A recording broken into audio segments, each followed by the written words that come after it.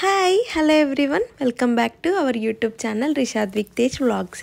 ఈరోజు special cauliflower శనగపప్పు curry. ఈ కర్రీ ఎలా చేయాలో చెప్తాను, చూసేయండి.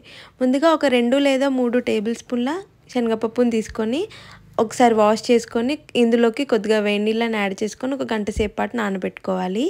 అండ్ ఈ కర్రీకి నేను 1/2 kg వరకు క్యాలీఫ్లవర్ని తీసుకున్నాను. ముందుగా క్యాలీఫ్లవర్ని కట్ చేసుకొని ఒక 5 నుండి 10 నిమిషాల పాటు వేడి నీళ్ళల్లో క్యాలీఫ్లవర్ని వాష్ చేసుకున్న తర్వాత వాటర్ని మొత్తం స్ట్రెయిన్ చేసుకోవాలి, కొద్దిగా కూడా వాటర్ లేకుండా. ఇలా స్ట్రెయిన్ చేసుకున్న క్యాలీఫ్లవర్లని ఫ్రై చేసుకోవాలి.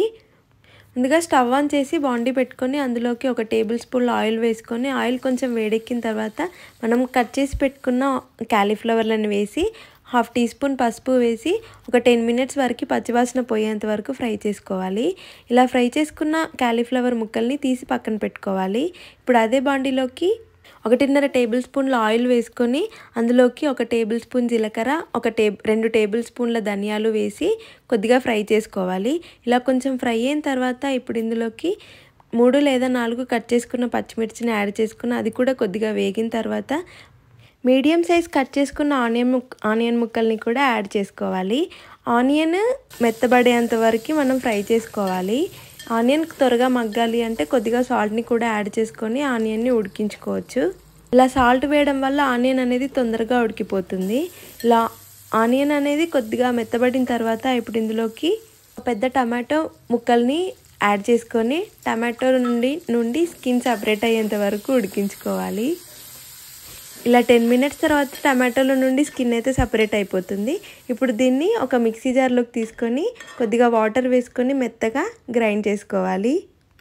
ఇలా గ్రైండ్ చేసుకున్న తర్వాత ఇప్పుడు అదే బాండీలోకి 1.5 టేబుల్ స్పూన్ల ఆయిల్ వేసుకొని ఆయిల్ కొంచెం వేడెక్కిన తర్వాత 1 టేబుల్ స్పూన్ జీలకర్ర, 1 టేబుల్ స్పూన్ ఆవాలు వేసి అవి కొద్దిగా చిటపటలాడిన తర్వాత మనం ముందుగా గ్రైండ్ చేసి పెట్టుకున్న టమాటో ఆనియన్ పేస్ట్ని వేసి అడుగు పట్టకుండా మధ్య మధ్యలో కలుపుతూ ఇలా ఫ్రై చేసుకోవాలి.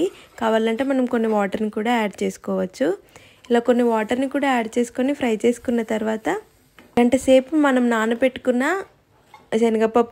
శనగపప్పుని కూడా యాడ్ చేసుకొని ఇప్పుడు అందులోకి క్యాలీఫ్లవర్ ముక్కల్ని కూడా యాడ్ చేసుకొని ఒక 10 to 15 మినిట్స్ శనగపప్పు మెత్తగా ఉడికేంత వరకు లో ఫ్లేమ్లో ఉడికించుకోవాలి.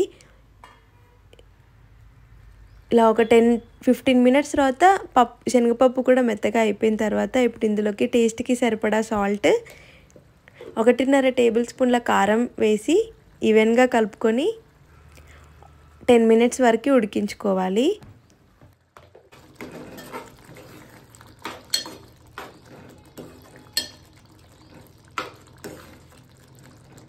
ఒకవేళ మనకి సాల్ట్ సరిపోలేదంటే మనం సాల్ట్ని కూడా అడ్జస్ట్ చేసుకోవచ్చు.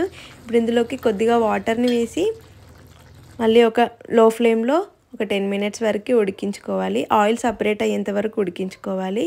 చూడండి, ఇలా కర్రీలో నుండి ఆయిల్ అయితే సపరేట్ అయిపోతుంది. ఈ స్టేజ్లో స్టవ్ ఆఫ్ చేసి కొత్తిమీరతో గార్నిష్ చేసుకుంటే సరిపోతుంది.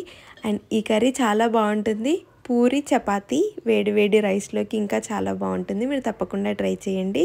నేను ఇందులో స్పైసెస్ని తక్కువగా వాడాను, కావాలంటే మీరు స్పైసెస్ని కూడా యాడ్ చేసుకోవచ్చు. అండ్ ఈ వీడియో మీకు నచ్చినట్టయితే లైక్ చేసి, షేర్ చేసి, కమెంట్ చేయండి. And please subscribe to my channel. Thanks for watching. Thank you.